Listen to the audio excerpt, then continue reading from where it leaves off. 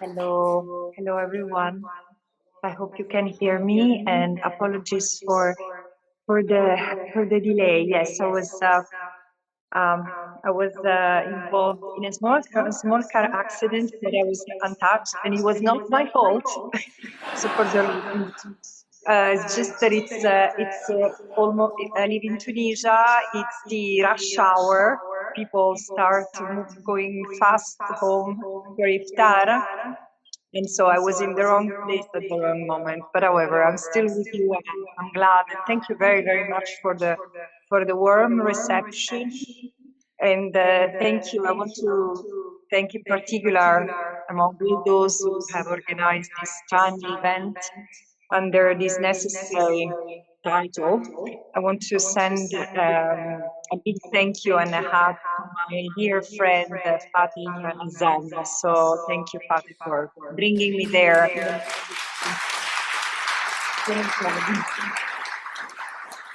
It's now as I was listening to you, Fatih, I was thinking of the first time we met and spoke. It was in Lebanon, probably near to 20 years ago, 15 years ago. And we were complaining about the situation in the Levant and in Palestine, and it seems the golden age. Oh, I mean, the years of ordinary apartheid compared to what is unfolding as we speak. So, but for today, there are three things that I wanted to share with you. And really, I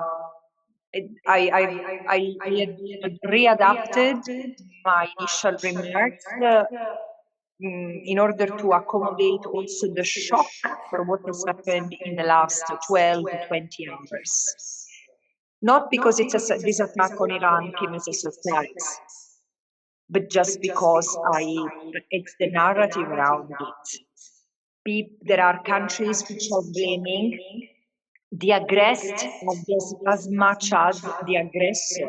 And this is very dangerous. I mean, this is not to express a positive or meritorial judgment on the Iran regime who has killed thousands of people recently. This is not about that. And still, aggressing a state, a member of the United Nations, is one of the utmost crimes that have always been considered, that have always been foreseen and enshrined in international system as of the post-World War II.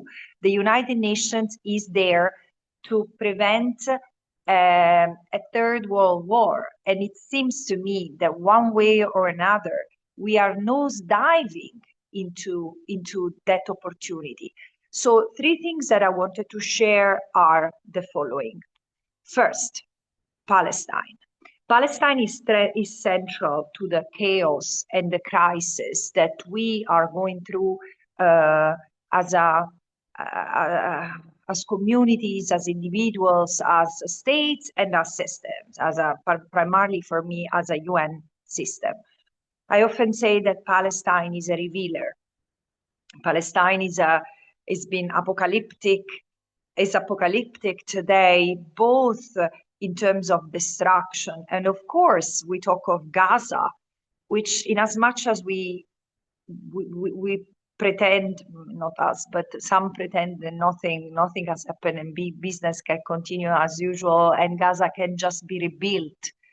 It's going to be difficult to transform anything else than is in Gaza now in other than a memorial to the genocide, a burial site for the dozens of thousands who have been killed or who have died because of the conditions of life created to destroy life in Gaza, those who have died. We don't even count those who have died because of malnutrition, because of lack of medical care, medical neglect, etc. Imagine nearly 2 million people without a home, made homeless, living in tent, flooded tent, exposed to the elements. And this is clear. It's clearly apocalyptic, but also what's going on in the West Bank and East Jerusalem at the moment where settler terror is unleashed and supported by by the army. Why are they doing this? The aim is one and one only, and it's ethnic cleansing. And I find that while Palestinians have said it through and through, that this was the end game of Israel's presence in Palestine, now we see it. And so Palestine, in as much as is apocalyptic in terms of destruction, is also apocalyptic as revelation, as those the Christians among you, among us, know from the book of John. I mean, apocalypse is a word that is associated to the revelation, to what is given us to see through the destruction. And this is why I say Palestine is a revealer. Is a revealer of the world order. It's not true that what the Palestinians are experiencing is unprecedented. Neither the arbitrary arrest and detention, nor the torture, nor the rape, nor the home demolitions, nor the mass killing, to an extent, not even the starvation policy, as a part of the destruction of the food sovereignty. What is really unprecedented are three things: the scale and intensity of the violence, which has accelerated dramatically; the incapacity of the international system to react. And in fact, the third element is the ostentatious profiteering from the destruction of Palestinian life, both physically and psychologically. So many businesses, pension funds, banks, insurance companies, and states are partaking into this orgy of power that is taking place in Palestine and the Levant in general. So in this sense, what yes, we are seeing something never seen before. It's the unleashing of the uber violence of settler colonialism, and people understand this is the second. On one hand, we see how much Palestine has been destroyed at an accelerated pace, but we also see. Sorry, let me see something. Sorry, someone is calling me and I don't know how to stop it. However, I hope that you can hear me. So the other thing is that there are so Palestine being destroyed, the settler colonial plan completely unveiled, others profiteering and or covering up for what Israel is doing. The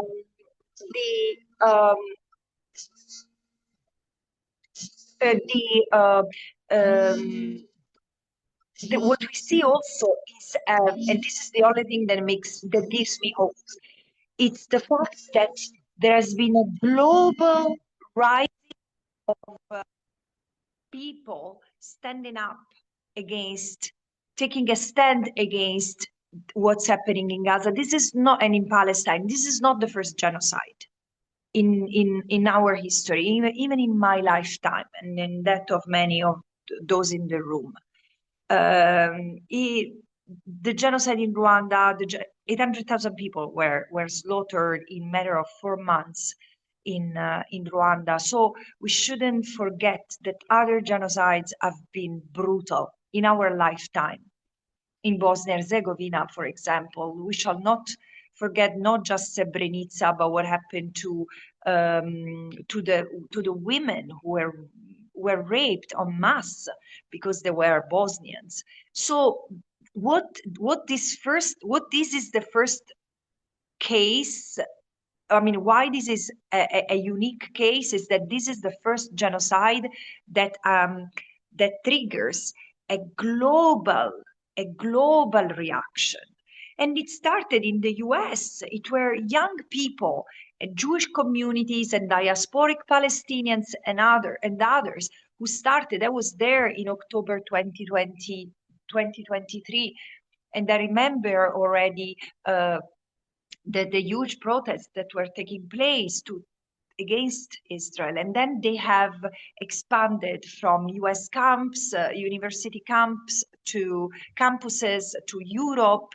And so many people are standing together against this. But what we also see is that the repression of Palestine it doesn't only happen in Palestine.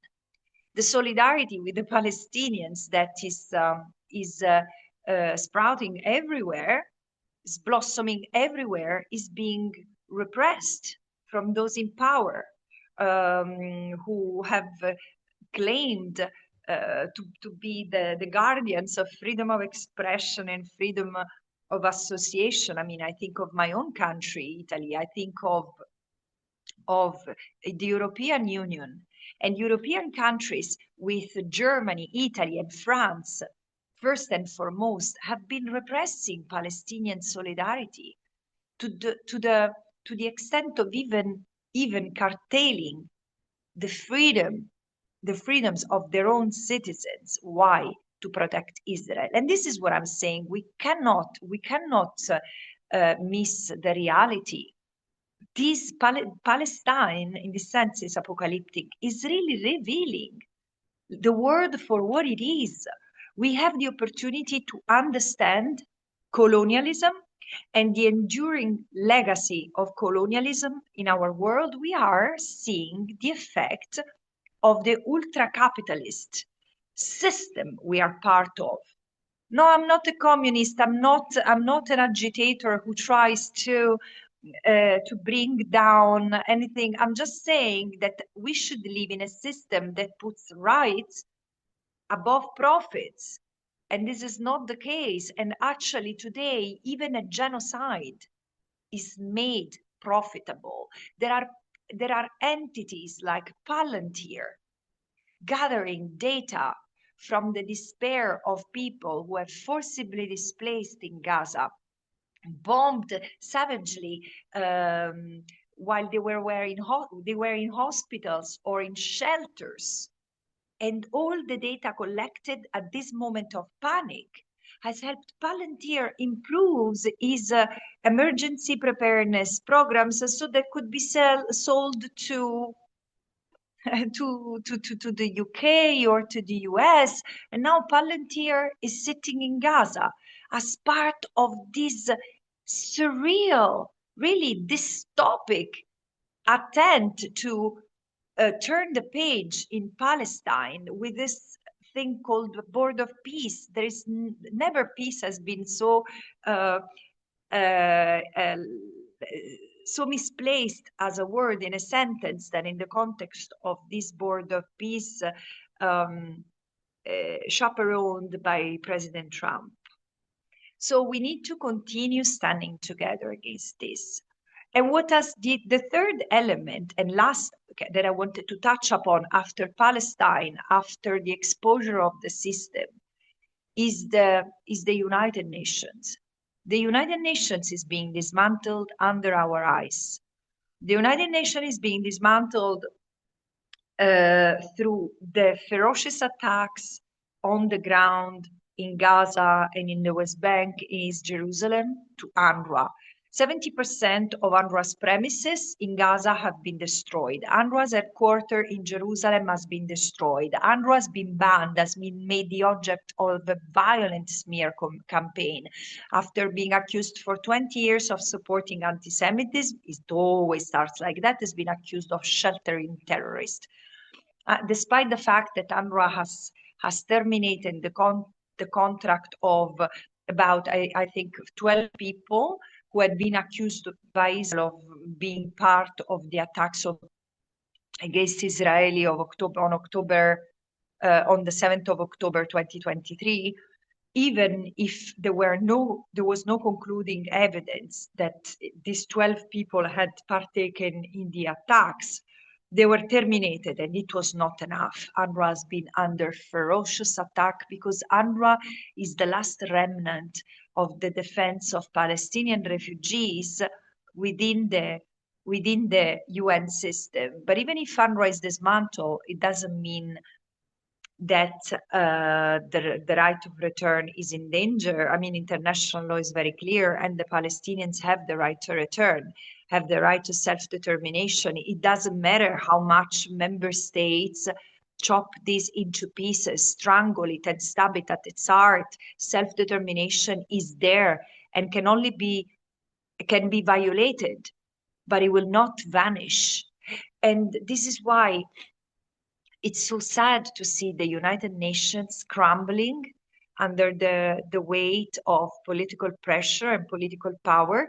I don't want to talk too much about myself, but I am an example of the failure of the United Nations to really apply international law after Gaza. As a UN person who's serving the United Nations pro bono and on the basis of trust, I've been really left on my own to confront the draconian, unfair, unjust, unlawful measures that were taken against me with the US sanctions. Because let's be honest, I mean, those of you who are US citizens know better than me that the sanctions are a very serious instrument to protect US citizens from the danger of drug dealers or international terrorists or yeah, this kind of individuals. Normally there is a process that happens without behind the scenes, and let take these measures to the administration. But what have I done that justifies this? What have I done? What do Palestinian organizations, you know, there are 4 organizations in Palestine, PCHR, Adamir, Al-Mizan, and Al-Haq, who have been designated as a sanctioned individual as me and the judges and prosecutor of the International Criminal Court. What do we have in common? What do these organizations and people sanctioned by the US have in common? Only the fact of asking for justice, seeking justice for the victims of the war crimes, crimes against humanity, and genocide that has taken place in Palestine, in Gaza, in the last 2 years, to start with, in the last 2 years and a half. So here we are. It's a critical moment. We are suspended between hope and the abyss. The abyss is what we are literally nosediving toward, and we can stop, of course, this free fall, but we need to act. And today, hope can more than ever cannot be intended as a passive noun, sitting on our couch and complaining that the system is wrong. The system needs a change, a powerful change, and we will never get out of this genocide the same way we entered it.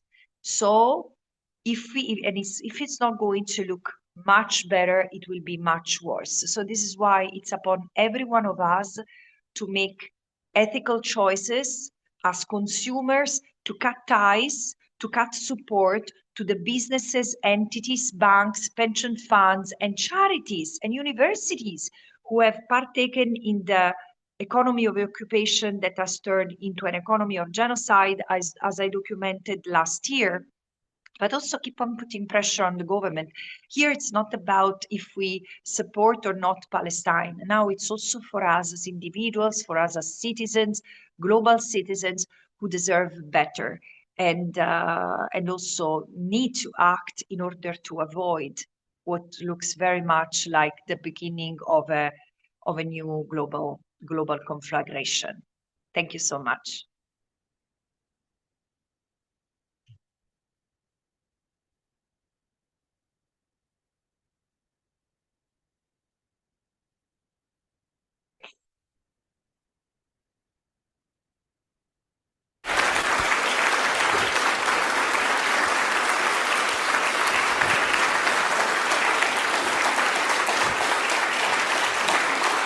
Thank you, Francesca. Thank you. I remember, if I can just add one small memory with Francesca, is you contacted me about 3 years ago to say that there may be a possibility that you might be chosen special rapporteur on Palestine. And what did I think? Remember that? And I said, Yeah. well, that's a no-brainer for me. But you would have to have very thick skin. I am amazed at how thick your skin is.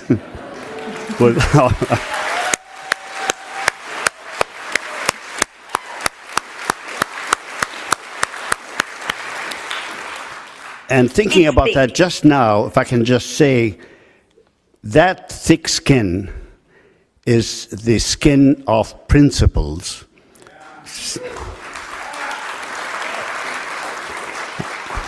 And our commitment to those principles will give all of us as thick a skin as Francesca has. Thank you.